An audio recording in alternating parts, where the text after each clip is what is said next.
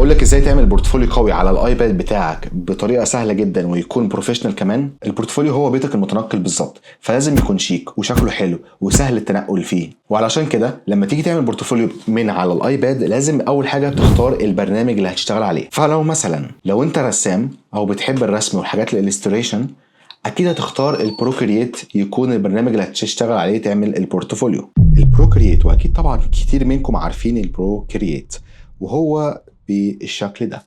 طيب البروكرييت طبعا انت لو هتكريت البورتفوليو بتاعك من على البروكرييت فانت اكيد راجل الستريشن، فهتبدا مثلا هتيجي هنا تقول مثلا ايه، تختار مثلا لون معين كده وهتكتب، تبدا مثلا تكتب اسمك مثلا. طبعا انا مختار الفونت، خلينا نرفعه شويه، تكتب مثلا هنا احمد مثلا. وهنا مثلا ايه تجيب هنا كده دايره. انا بقى يعني ايه كل ده يعني زي امثله يعني.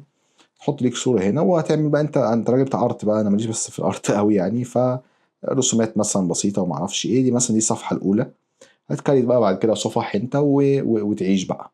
ولو انت في مجال البراندنج او التصوير او الصور او الحاجه ليها علاقه بالفوتو اديتنج، اكيد هتختار برامج من برامج ادوبي. بس خلي بالك برامج ادوبي احنا كنا قلنا في فيديو قبل كده ان هي بسبسكريبشن وغاليه وكده، وتختار البديل بتاعها وهو برامج افينيتي، سواء افينيتي فوتو او افينيتي ديزاينر. وبرامج الافينيتي طبعا اللي كتير منكم اكيد عارفها، وهي بديله الادوبي، زي طبعا برنامج الافينيتي فوتو والديزاينر. وافينيتي فوتو والديزاينر الاثنين دول انت لازم طبعا بتشتريهم. يعني انا بفضل ان انت تشتري الباكج كامله بتاعت الببلشر والديزاينر والفوتو، تبقى ارخص اصلا من انت لو اشتريت برنامج واحد. بيفتح معاك بالشكل دون. هنا طبعا بختار السيتنجز بتاعته، وبتبدا ان انت تعمل البورتفوليو من على الافينيتي ديزاينر. ولو انت بقى عايز حاجه سريعه وفي الانجاز وتنجز على طول، اكيد هتختار كانفا. وعلى فكره انا اخترت كانفا في البورتفوليو بتاعي، بيسهل عليا كتير جدا.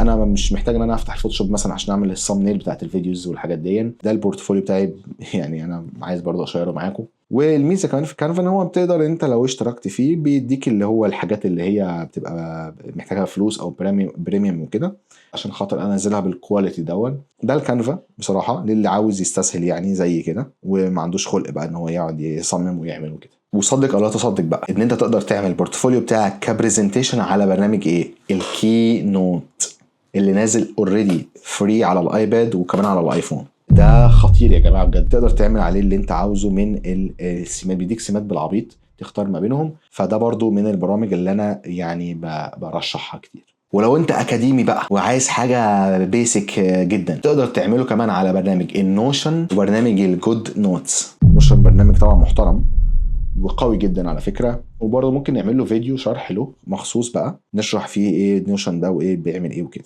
طيب وقبل الشغل لازم نظبط الشغل الاول. يعني لازم تحدد شغلك قبل ما تشتغل على البرنامج اللي انت نويت تشتغل عليه. يعني احط الفايلات بتاعتي، اقسمها في الديسكتوب، سواء شعارات مثلا لوجوز، سواء فوتو اديتنج، سواء ويب ديزاين تصميم مواقع، او حتى البرودكت ديزاين اللي هو تصوير المنتجات. هتقسم كل ده في فولدرات لوحدها وتكون حاططها واضحه جدا قبل الشغل. طيب والخطوه اللي بعد كده هنبدا في تصميم البورتفوليو. اول حاجه هتبدا بصيغه بسيطه، يعني بلاش مثلا تعمله زي السي في اللي هو بتبقى تلاقي على الشمال كده الصوره وعلى اليمين حاجات كده ايه زي المعلومات، تحس انها جورنان يعني. لا انت راجل المفروض بروفيشنال راجل ديزاينر مثلا، لازم تعمله واضح وسهل وكمان اي حد يشوفه يعرف ان انت منظم. هتعمل اول صفحه هي صفحه التعريف عن نفسك، صورتك انت مين، بتشتغل ايه، بتحب ايه. وهتبدا بعد كده في سرد المشروعات بتاعتك بالتايتلز اللي احنا محددينها قبل كده. وهتبدا في كل مشروع هتقول فيه الوصف محدد له، يعني إيه اشتغلت ببرنامج ايه، خد منك وقت قد ايه كانت المشكله في التصميم، وايه كان الحل اللي انت توصلت له. التصميم بقى نفسه بتاع البورتفوليو لازم يكون الالوانات متناسقه، ولازم كمان يكون على الالاينز الخطوط، سواء التكست مثلا على خط واحد. الصور مثلا اخترتها تبقى مثلا اللي هو الراوند كورنر، اللي يبقى لازم تبقى كلها راوند كورنر.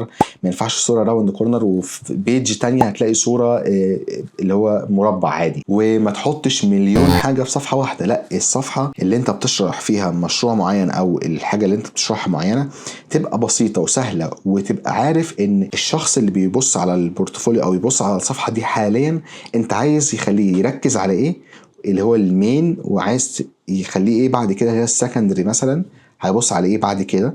فلازم تبقى محدد له حاجات يعني اللي هو اللي زي التايتل وبعد كده زي التكست مثلا، ان انت بقى تحفظ البورتفوليو بتاعك كصيغه PDF علشان تبقى سهل ان انت تبعته لاي مكان. وان انت تحفظ على الPDF على الايباد برضو هيديك السهوله ان انت تقدر تبعته من على الايباد على طول على الايميل او ترفعه على البيهانس. هنا البيهانس كل الناس رفع البورتفوليوهات بتاعتها طبعا بشكل يعني كرياتيف ومنظم. تقدر برضو انت ترفعه هنا او تاخد حتى من الناس اللي رافعه يعني عارضين الشغل برضو ازاي بيعرض شغله. يعني هنا مثلا جايب التمبلتس بتاعت الكمبيوتر المحمول يعني وكده، وعامل التكست هنا بخلفيه خضراء لطيفه. بيهانس برضو من البرامج يعتبر القوية جدا. وخلي بالك اهم حاجة في البورتفوليو ان هو مش ان انت اعمله مرة وخلاص وارميه، زي ما قلنا في الاول فيديو هو بيتك المتنقل لازم يكون حديث جديد بكل حاجة. الديزاين بتاعه على اخر شغل انت عملته اللي هو يعني الفاينل، تحدث فيه كل شوية. اي شغل انت عملته جديد تمسح القديم، تمسحه عادي جدا مفيش مشكلة، وتحط الجديد اللي انت شايف ان هو احسن من القديم. واكيد ده بيحصل مع كتير منكم ان هو بيعمل حاجة بعدها بسنه يعرف ان الشغل بتاعه اكيد اتحسن في الخبره بتاعت السنه دي، يمسح مفيش مشكله شغل قديم اللي هو ينسف حمامه القديم ويحط عادي الشغل اللي هو عمله جديد.